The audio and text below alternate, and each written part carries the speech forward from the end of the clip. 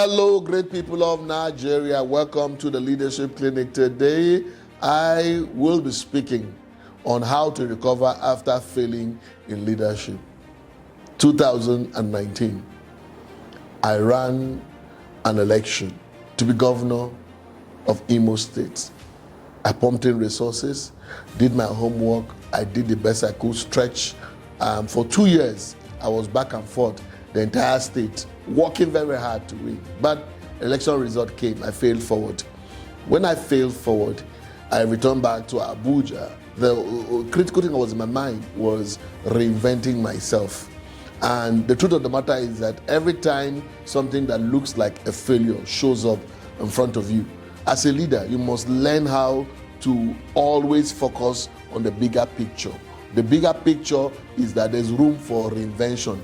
There's room for you to reactivate your essence. Activating your essence means that you don't have to give any excuses for failure. You have to be able to say to yourself, look, this has happened. What have I learned from it?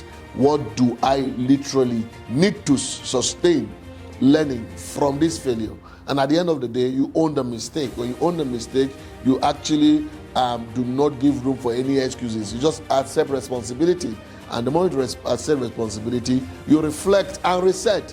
And then the next thing is you begin to reinvent yourself through a learning system. You begin to build your learning system. What next? What is the path to go to?